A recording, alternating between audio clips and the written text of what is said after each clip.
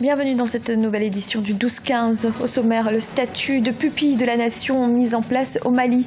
C'était une promesse du président Ibrahim Boubacar Keïta, une mesure destinée notamment à apporter une protection sociale spécifique aux enfants orphelins et veuves de soldats maliens. Des avancées au Rwanda à l'occasion du sommet de l'ONU sur l'élimination progressive des substances appauvrissant la couche d'ozone. Des engagements ont été pris, un accord est attendu ce vendredi. Et un jeu vidéo africain bientôt adapté au cinéma. Une société de production américaine vient de s'adjuger les droits du scénario de Orion, conçu par le Camerounais Olivier Madiba.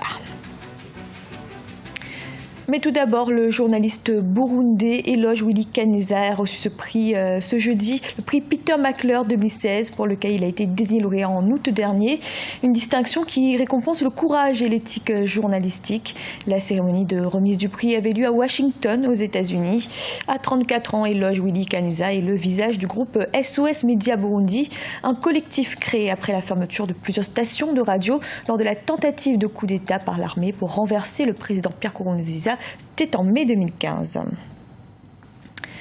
C'était une promesse du président Ibrahim Boubacar Keïta. Le statut de pupille de la nation est désormais mis en place au Mali. Les enfants et veuves des militaires et fonctionnaires morts dans l'exercice de leurs fonctions seront ainsi pris en charge. Le projet de loi adopté le 21 septembre dernier est entré dans sa phase de mise en œuvre. Reportage de notre correspondant Mokhtar Bari. Au Mali, la crise datant il y a 3 ans continue de causer des pertes en vies humaines. Des attaques visant des populations civiles ou militaires sont de plus en plus récurrentes. Les FAMA, les forces armées maliennes, en sont les cibles privilégiées. Ces attaques sont lourdes de conséquences avec leur lot de veuves et d'orphelins dans le désarroi. La prise en charge de ces ayants droit constitue un véritable dilemme. C'est pour assurer un avenir à ces familles de soldats et fonctionnaires morts pour la République que le président Ibrahim Boubacar Keïta envisage la mise en place des pupilles de la nation. Le 22 septembre dernier, célébrant les 56 ans d'indépendance du Mali, le chef de l'État a estimé la nation redevable à ses braves soldats et commis de l'État. Le Conseil des ministres a adopté une loi sur la relecture de la question de pupille de la République. Vous savez qu'il y avait la pupille de la nation, les pupilles de l'État, mais nous avons maintenant la pupille de la République, qui est un chapeau global pour embrasser toutes les situations de détresse de l'enfance, de la jeunesse. Et singulièrement, nous visons là les orphelins militaires, les enfants de ceux-là qui sont morts pour le pays. Il est temps, il est bon, il est séant que la nation prenne soin de cela.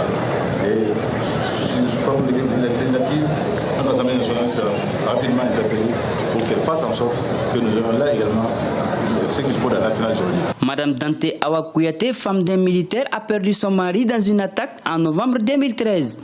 Avec ses 3 enfants orphelins qu'elle peine à scolariser, cette loi qui sera votée par les élus du peuple est une bouffée d'oxygène pour cette veuve.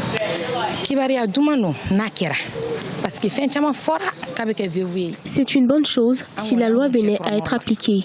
Mais il ne faudra pas que cela freine l'élan des autres donateurs qui vont abandonner les efforts qu'ils faisaient pour nous du fait de cette annonce.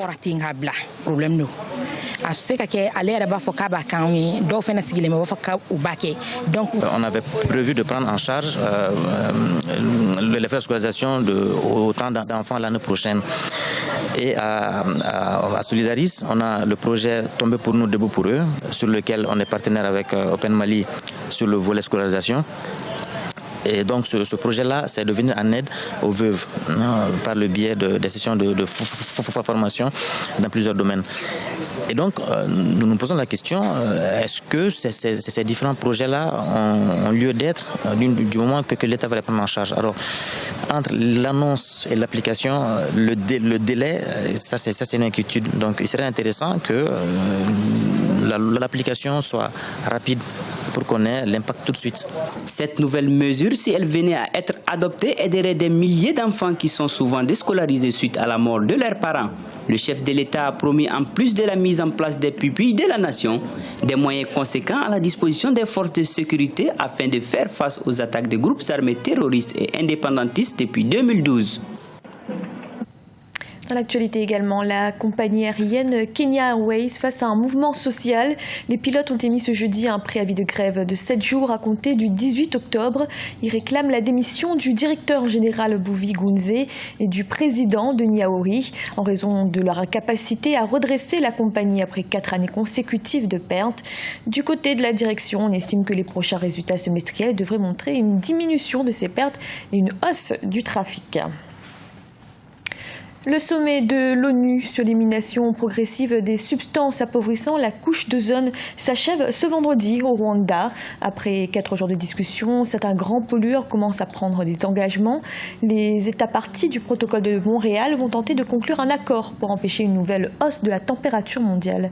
Reportage de notre correspondant Oliva Diakota.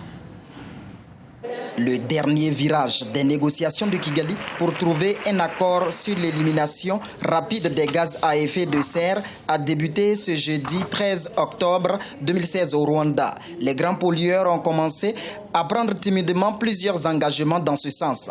Le Brésil, la Chine et la Malaisie s'accordent par exemple sur 2025. L'Inde se fixe désormais comme délai 2026, contrairement à 2030 auparavant. Les États-Unis penchent plus pour 2021. We believe if the spirit of give and take is adopted, clearly we are at the point of. Nous croyons que ces différents engagements seront adoptés car ils s'inscrivent dans un bon esprit et dans une entente parfaite. N'oublions pas que l'application de ces promesses est possible et cela prouvera la flexibilité, la responsabilité des leaders à donner du succès à notre rencontre. L'élimination des hydrofluorocarbures réduirait de 0,5 degrés Celsius le réchauffement mondial d'ici 2100 selon certains experts. Et l'Afrique veut donc désormais une limitation rapide du réchauffement climatique de la planète à 1,5 degrés Celsius contre 2 degrés actuellement. Significantly reduce harmful emissions up to perhaps another half.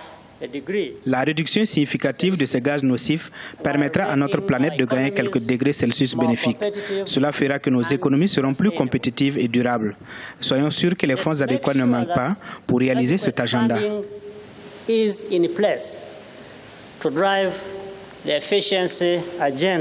Près de 1000 délégués de 197 pays prennent part à la 28e réunion des parties signataires du protocole de Montréal.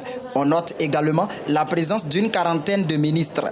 Le secrétaire d'État américain John Kerry est attendu ce 14 octobre 2016 à Kigali, date de clôture de la rencontre. En Algérie, les syndicats autonomes de l'éducation, de la santé et d'autres secteurs ont lancé un appel à la grève pour les 17 et 18 octobre prochains. Ils entendent protester contre la loi des finances 2017 qui, selon eux, devrait diminuer le pouvoir d'achat des travailleurs, mais également contre l'annulation de la retraite anticipée. En cas de non-satisfaction des revendications, la grève sera renouvelée les 24 et 25 octobre. Un jeu vidéo de conception africaine pourrait bientôt être adapté au cinéma. Orion, conçu par le Camerounais Olivier Madiba, intéresse en effet Hollywood. Une société de production américaine vient d'ailleurs d'acquérir les droits du scénario. Il faut dire que ce jeu qui s'inspire de l'univers des contes africains a tout pour plaire. Reportage de notre correspondante Viviane Baoken. Le premier jeu vidéo 100% made in Cameroun, Orion, l'héritage des Coriodanes, a trouvé des adeptes au-delà du continent africain. Son scénario, ses codes et ses fantaisies méritent un traitement hollywoodien. Le succès qu'a connu ce jeu vidéo n'a pas manqué d'attirer les maisons de films américaines. Et voilà, Orion en voie d'adaptation au cinéma. Un rêve devenu réalité pour les fondateurs de ce jeu vidéo. Ça a toujours été un peu un rêve pour nous. Que le jeu soit adapté à un jour. Maintenant, c'était un rêve au point où ça en devenait aussi un objectif. On s'était dit que de toute façon, si on a l'opportunité de grandir, on lancera nous-mêmes le projet d'adaptation de ce jeu, en fait. Mais que ça se fasse aussi vite, ça, on s'y attendait clairement pas. Ça, c'est sûr. Donc, ça, c'est une très agréable surprise pour nous. Orion, l'héritage des Coriodanes, est inspiré de la culture africaine. C'est l'histoire d'un prince victime d'un coup d'État perpétré par son beau-père le jour de son couronnement et de son mariage. Le couple royal est alors contraint de s'exiler et décide de parcourir le monde en quête de soutien pour retrouver le trône. L'inspiration, elle est tirée d'un peu partout, hein, de beaucoup de choses. Déjà, on s'est tous les deux beaucoup documentés sur tout ce qui est histoire de l'Afrique, que malheureusement on n'apprend même pas à l'école. La géopolitique aussi, et bien sûr notre passion du jeu vidéo, de la lecture, du film, du manga, des comics, un peu tout ce qui est tout cet attirail un peu geek là. On tire notre inspiration de notre vécu, des cultures et des mythes africains qu'on a pu trouver, et bien sûr de tous les médias qui nous font plaisir en fait. Après la sortie du jeu vidéo, le challenge immédiat de l'équipe de Kiro Games est d'assurer la distribution du support à tous les Camerounais. Selon le CEO Olivier Madiba, Orion doit être le cadeau de Noël des Camerounais. Ce journal a été réalisé par l'ensemble de la rédaction. Merci de l'avoir suivi. Retrouvez dans un instant une nouvelle édition de l'information.